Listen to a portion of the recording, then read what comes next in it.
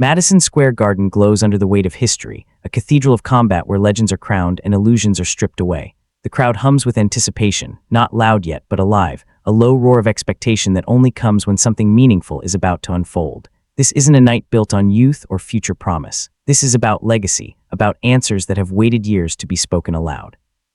Two fighters stand at the crossroads of greatness and time, their names etched deep into boxing lore. Roy Jones Jr., America's once unbeatable phenomenon, steps into the ring carrying the memory of brilliance, speed that defied logic, reflexes that embarrassed champions, confidence that turned fights into performances. Across from him stands Joe Calzaghe, the undefeated Welsh warrior, long dismissed, long doubted but never broken. 45 fights, 45 wins. A man who conquered Europe and now seeks validation on boxing's most unforgiving stage. The introductions echo through the arena, and the applause tells the story: respect for Roy's past, curiosity for Joe's present. This is not a passing of the torch fight announced ahead of time. This is a test. Can genius still outrun time? Can volume overcome flash?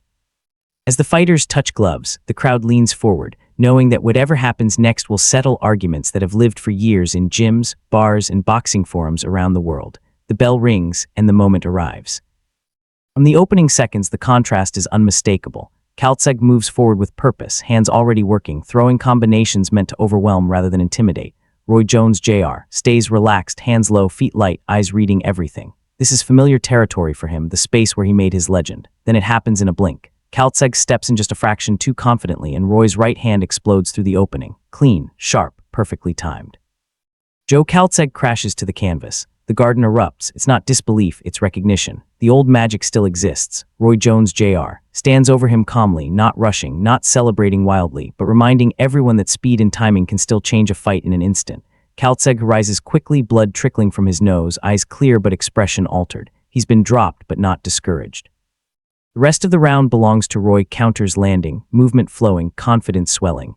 The knockdown feels symbolic, a warning shot fired by the past. Yet even as the round closes, Calzaghe is already adjusting. He isn't chasing revenge, he's building a solution. And that quiet determination, more than the knockdown itself, hints that this fight is far from settled. As the second and third rounds unfold, Joe Calzaghe begins turning the fight into something Roy Jones Jr. never enjoyed: a test of endurance. Calzaghe doesn't hunt for a single defining punch. Instead, he increases the tempo, doubling and tripling his combinations, letting his hands go in constant motion. The punches don't all land clean, but they accumulate. Roy fires back with cleaner, heavier shots, the kind that once ended nights early, but fewer of them now.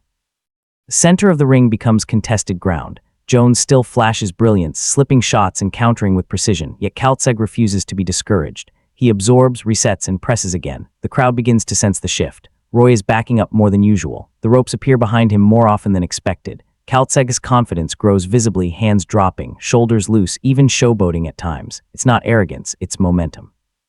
The Welshman has tasted Roy's power and realized he can survive it, and once that fear dissolves, the floodgates open. The pace belongs to Calzaghe now, and with each passing exchange, the fight drifts further away from Roy's preferred rhythm. By the middle rounds, the fight settles into a relentless rhythm dictated by Joe Calzaghe. He works the body, digs inside, smothers Roy's counters, and refuses to give him the space he once commanded so effortlessly. Jones still lands sharp right hands, moments that remind everyone of his pedigree, but they no longer halt Calzaghe's advance. The Welshman keeps throwing, piling up punches, winning exchanges through sheer volume and persistence. Roy's legs slow just enough to matter. His hands drop between combinations. His breathing deepens. These are subtle changes, but in boxing, subtlety decides outcomes.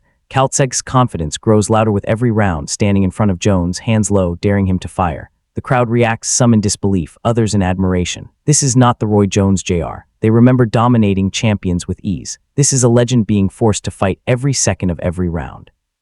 By the end of the fifth, the momentum is undeniable. Calzaghe isn't just outworking Jones, he's physically imposing himself. And for the first time, the question is whether Roy can land something spectacular. It's whether he can keep up.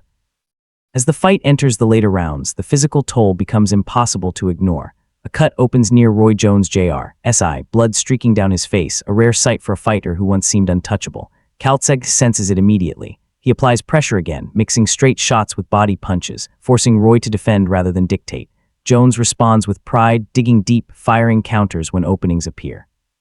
There are moments where his brilliance resurfaces, perfectly timed right hands, sharp uppercuts that momentarily halt Calzaghe's advance. But the pauses never last. Joe keeps coming. He has turned the fight into a marathon, and Roy is running on heart now more than reflex.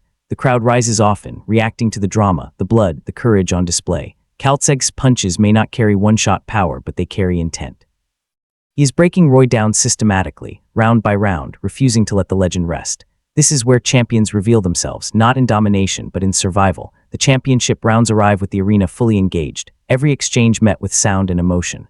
Roy Jones Jr., nearly 40 years old, digs as deep as he can, throwing home run shots, hopping for one final moment of magic. Calzaghe gives him opportunities, hands low, chin daring, but stays just active enough to avoid disaster. He continues placing punches, staying balanced, staying composed. Roy lands clean counters, but they no longer change the direction of the fight. The Welshman's work rate never drops. He controls the ring, controls the exchanges, and controls the narrative. By now, even Roy knows what this fight has become. There is no panic, no desperation, only professionalism and pride. The final bell approaches, and both men trade in the center, not with malice, but with mutual respect. This is not a farewell built on pity. This is a hard-earned conclusion. As the final bell rings, the crowd stands, not for a knockout, not for controversy, but for honesty. Michael Buffer reads the scorecards, and the verdict is clear, a unanimous decision for Joe Calzaghe. The undefeated champion raises his arms, having conquered America and silenced years of doubt. Roy Jones Jr. nods, accepting the moment with dignity. This fight wasn't about humiliation or decline, it was about evolution. Calzaghe proved that relentless pressure, discipline, and belief can overcome even the most dazzling talent. Roy proved something else, that greatness doesn't disappear when the lights dim. It endures in courage, composure, and respect. On this night, one legend passed through fire, and another carved his name into history. Madison Square Garden witnessed not the fall of a hero, but the truth of boxing, that time changes everything, and heart decides the rest.